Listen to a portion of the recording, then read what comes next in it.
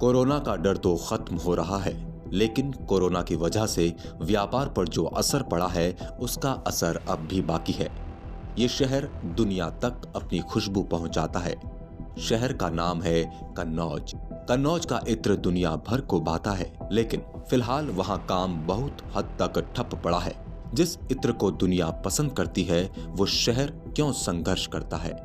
यहाँ से अखिलेश यादव की पत्नी भी सांसद रह चुकी है, लेकिन हालात नहीं बदल रहे हैं। दिन प्रतिदिन इत्र नगरी की पहचान कम होती जा रही है। कन्नौज के इत्र कारोबारियों की तकलीफ की पड़ताल कर रहे हैं हमारे संवाददाता रईस खान। देखिए उनकी ये स्पेशल रिपोर्ट।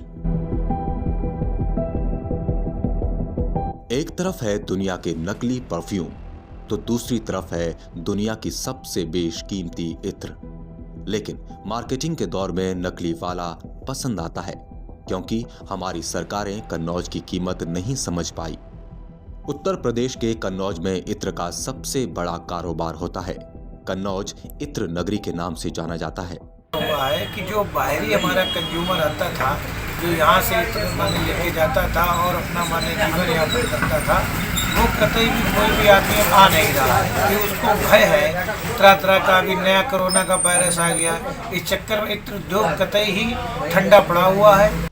यहाँ मिट्टी से भी इत्र बनाया जाता है। कहा जाता है कि जब बारिश की बूंदें कन्नौज की मिट्टी पर पड़ती हैं तो यहाँ की मिट्टी से भी खास तरह की खुशबू निकलती है। खास बात यह है कि दुनिया का सबसे महंगा इत्र कन्नौज में बनता है। यहाँ के इत्र के लोग बेचैनी और तनाव से बचने के लिए भी खुशबू लेते हैं।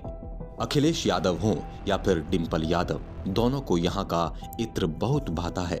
लॉकडाउन से जो है प्रभाव ये पड़ा है कि जब से लॉकडाउन हुआ, लॉकडाउन के बाद से जो है मतलब जो है जीएसटी उससे पहले लगी, ठीक है, 18% जीएसटी लगी। जीएसटी के बाद से जितना भी व्यापारी है उसका कारोबार जो दिन पर दिन डाउन होता चला गया, क्योंकि वो पहले जीएसटी पे नहीं करता था, जब विदाउट जीएसटी था। जबकि इत्र एक ऐसी चीज है, नेताओं से लेके अधिकारी तक आम जनता तक लगाते हैं। क्या कभी अधिकारियों या नेताओं ने इस इत्र की बात उठाई है? नहीं, कभी नहीं। इस बारे में, इस व्यवसाय के बारे में किसी ने कोई बात ही नहीं की कि मतलब जो है इस व्यापार में किसी की रोजी रोटी जुड़ी है, किसी का जो है घर बार जुड़ा हुआ है। जबकि लॉकडाउन के बाद से एक्सपोर्ट इंपोर्ट का कारोबार पूरी तरीके से अतर का ठप हो चुका है, बंद हो चुका है। तो इत्र व्यापारी परेशान रह जाए, जाहिर से ज़्यादातर परेशान है लोग। इत्र नगरी के रूप में शहर को देश विदेश में ख्याति दिलाने वाला यहाँ का प्रमुख उद्योग ही उपेक्षा का शिकार है। यहाँ लगे इत्र कारखाने की हालत दिन ब दिन दयनीय होती जा रही है। उन्हें शहर से कच्चा माल तक उपलब्ध नहीं हो रहा है। हालात ये हैं कि इन्हें कच्चा माल दूसरे जिलों से मंगाना पड़ रहा है। इत्र कारखानों को संजीवनी देने के लिए योजनाएं तो कई बनाई गई, लेकिन अफसर इन पर ध्यान नहीं देते। यही हालात रहे तो वो दिन ज्यादा दूर नहीं जब इत्र नगरी की पहचान ही गुम हो जाएगी। बहुत फर्क पड़ा है। जो लॉकडाउन लगा हुआ था जब से लेके अब से कोई बाहर का व्यापारी आ नहीं पा रहा है। इंपोर्ट माल एक्सपोर्ट माल जो होता है वो भी पूरी तरीके से बंद हो चुका था। अब तो फिर भी धीरे धीरे माल बाहर आने और जाने लगा है। बाहर का जो भी कस्टमर आता था, इस समय मार्केट में सन्नाटा पड़ा हुआ है, कोई बाहरी का कस्टमर आ नहीं पा रहा है। तो फ़र्क तो पड़ा है। जो कारखाने थे वो सब बंद हो चुके थे पूरी तरीके से। फिर माल को नए तरीके से बनवाना, लेबर आती नहीं है।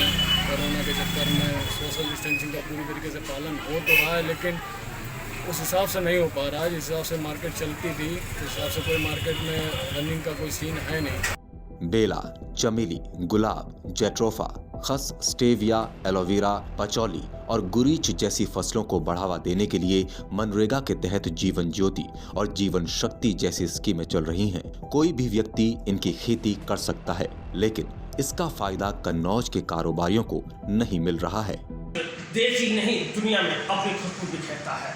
लॉकडाउन और जीएसटी के चलते इत्र कारोबार पर दिन प्रतिदिन संकट के बादल छाने लगे हैं। आज कन्नौज के इत्र व्यापारियों से बात की गई तो इत्र व्यापारियों का कहना था कि जीएसटी 18% होने के चलते हमारा कारोबार जहां चौपट हुआ, वहीं लॉकडाउन में कारोबार बिल्कुल पूर्ण रूप से चौपट हो गया है। अगर सरकार जीएसटी में हम लोगों को छूट दे तो एक बार कारोबार फिर बढ़ सकता है। वहीं लॉकडाउन के चलते अभी तक कोई बाहर का व्यापारी न आने से इन व्यापारियों का माल रखा ही रह जाता है, जबकि व्यापारियों का ये भी कहना है कि नेता से लेकर अधिकारी भी इत्र का प्रयोग करते हैं, लेकिन आज तक किसी ने इस और ध्यान नहीं दिया, जिससे हम इत्र व्यापारियों का काम दिन पर दिन घटता ही चला जा रहा है। कन्नौज से ग्लोबल भारत के लिए रईस खान।